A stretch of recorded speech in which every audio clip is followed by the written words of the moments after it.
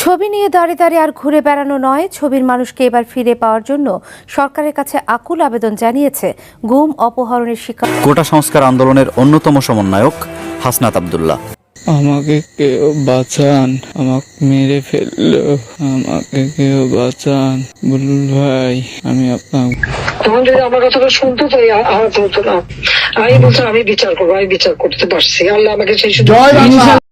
আসসালামু আলাইকুম রহমতুল্লাহি ওয়া বারাকাতুহু। সম্মানিত দর্শক, ঘটে গেল অঘটন।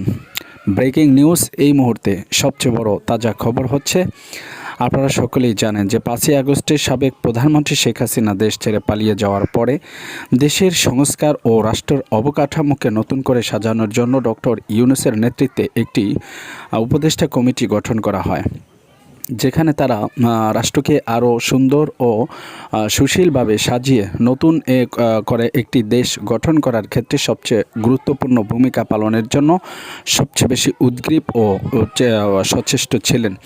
কিন্তু এর মধ্যে সবচেয়ে বেশি গুরুত্বপূর্ণ ভূমিকা যিনি পালন করেন তিনি হচ্ছেন হাসানাত আব্দুল্লাহ, যিনি সমন্বয় কমিটির আহ্বায়ক ছিলেন। এই হাসানাত আব্দুল্লাহকে হঠাৎ করেই খুঁজে পাওয়া যাচ্ছে না কোথাও।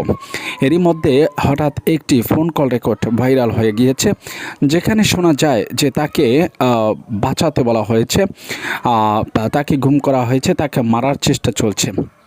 কিন্তু কেন হঠাৎ করে হাসানাত আব্দুল্লাহকে কোথা থেকে কিভাবে গুম করা হয় এবং বর্তমানে তার কি অবস্থায় আছে, সেই ফোন কল রেকর্ডটি শুনলে আপনার শরীরের পশম খাড়িয়ে যেতে বাধ্য হবে। দর্শক, এটা যেহেতু হাসানাত আব্দুল্লাহ গুরুত্বপূর্ণ ভূমিকা পালন করেছিলেন 5ই আগস্টের আন্দোলনকে আঞ্জাম দেওয়ার জন্য, এর জন্যই কি সাবেক প্রধানমন্ত্রী শেখ হাসিনার একটি ফোন কল ভারত থেকে যখন ভাইরাল হয়, সেই ফোন কল ভাইরাল হওয়ার পর থেকেই শুরু করে আর খুঁজে পাওয়া যাচ্ছে না হাসানাত আব্দুল্লাহকে। তাহলে অনেকেই মনে করছেন যে সাবেক প্রধানমন্ত্রী শেখ হাসিনার উস্কানিতে বাংলাদেশের যে সকল আওয়ামী লীগের চেলাপেলারা রয়েছেন তারাই তাকে গুম করে দিয়েছেন এবং তারা প্রতিশোধ নিতে চাইছেন হাসানাত আব্দুল্লাহর উপর, এজন্যই তাকে গুম করা হয়েছে।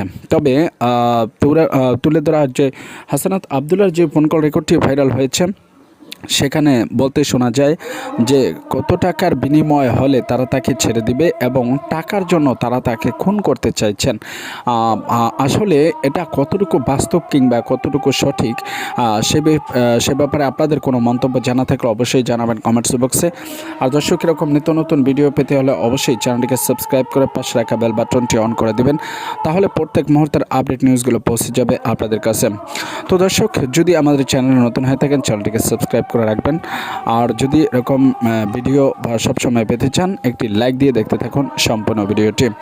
দর্শক, আজকের মতো এখানে বিদায় নিচ্ছি, দেখা হবে অন্য কোনো ভিডিওতে। ততক্ষণ পর্যন্ত ভালো থাকুন, সুস্থ থাকুন। আসসালামু আলাইকুম ওয়া রাহমাতুল্লাহি ওয়া বারাকাতুহু।